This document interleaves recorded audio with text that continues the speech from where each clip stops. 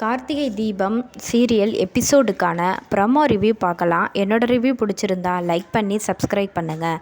நாளைக்கான எபிசோடில் என்ன நடக்குதுன்னு பார்த்தீங்கன்னா, வீட்டுக்கு வந்திருந்த சாமுண்டீஸ்வரியோட ஃப்ரெண்டு வந்து இங்கிலீஷில் பேசுகிறாங்க. எனக்கு இங்கிலீஷெல்லாம் எங்களுக்கு யாருக்கும் தெரியாது அப்படின்னு சாமுண்டீஸ்வரி சொல்ல, கார்த்தி என்ன பண்ணுறாருனா, நான் பேசுகிறேன் எனக்கு தெரியும் அப்படின்னு சொல்லிட்டு அவங்க கேட்குற கேள்வி எல்லாத்துக்கும் வந்து பதில் சொல்கிறாங்க. இதை பார்த்த அவங்க வந்து பாராட்டுறாங்க. உங்கள் மருமக வந்து உண்மையிலே நல்ல புத்திசாலித்தனமாக பேசுகிறாரு, நல்ல பையனாக தான் நீங்கள் மருமகனாக செலக்ட் பண்ணியிருக்கீங்க, அதனால் ரேவதி வாழ்க்கையும் நல்லா இருக்கும் அப்படின்னோடனே சாமுண்டீஸ்வரி 2 பேரையும் அப்படியே ஆசீர்வாதம் பண்ணுங்க அப்படின்னு ஆசீர்வாதம் வாங்கிக்க சொல்கிறாங்க. வேறு வழி இல்லாமல் ரேவதியும் ஆசீர்வாதம் வாங்கிக்கிறாங்க. அதுக்கப்புறம் நான் ஒரு சின்ன கிஃப்ட் கொண்டு வந்திருக்கேன், அதை இவங்கக்கிட்ட கொடுக்கலாமா அப்படின்னு கேட்டோன்னே, என்ன கிஃப்ட்டுன்னு பார்த்தீங்கன்னா, ஏற்காடு போகிறதுக்காக ஹனிமூன் டிக்கெட் வந்திருக்கோம். ஃப்ரீயாக வந்து இவங்க சுற்றி பார்க்குறதுக்காக அவங்க ஏற்பாடு பண்ணியிருப்பாங்க.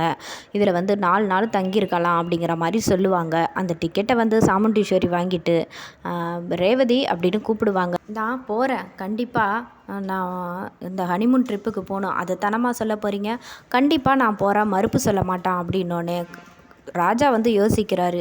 என்ன இவ திடீர்னு வந்து ஒத்துக்கிட்டா ஹனிமூன்லாம் வரேன்னு அப்படிங்கிற மாதிரி யோசிச்சுட்டு அதுக்கப்புறம் சரி இப்போ போய் உங்கள் ரூமுக்கு போகலாம் அப்படின்னு சாமுண்டீஸ்வரி வந்து கார்த்தியையும் ரேவதியும் சொல்லிடுவாங்க. ரூமுக்கு போன ராஜா கிட்ட வந்து ரேவதி பேசுகிறாங்க.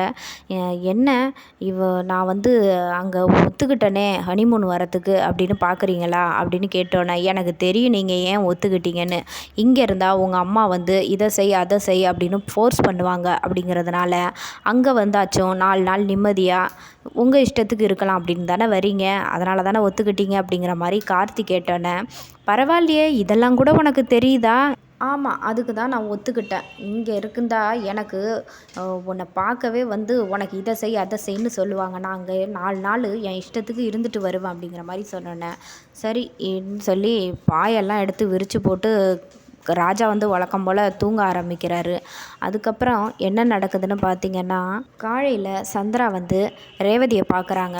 எப்படியாவது இவகிட்ட எதையாவது சொல்லி ஒன்றை குழப்பணும் அப்படிங்கிற மாதிரி வந்து, என்ன ரேவதி நீ இப்படி டக்குன்னு வந்து நீயே வந்து வேலியன்றாக ஒத்துக்கிட்ட போகிறேன்னு சொல்லி, நீ போகல அப்படின்னு சொல்லியிருக்கலாம்ல அப்படின்னோடனே, இல்லை இங்கே இருந்தால் அம்மா அவங்க இஷ்டத்துக்கு எல்லாத்தையும் பண்ணிட்டாங்க, எனக்கு இங்கே இருக்கவே சுத்தமாக பிடிக்கல, எல்லாம் அவங்க விருப்பத்துக்கு நடக்கணும்னு நினைக்கிறாங்க, அங்கேயாவது ஒரு 4 நாள் இருந்துட்டு வரலாமே அப்படிங்கிறதுக்காக தான் நான் ஒத்துக்கிட்டேன், மற்றபடி அவனோட சந்தோஷமாக போகிறதுக்காக நான் போகல அப்படிங்கிற மாதிரி சொன்னேன்.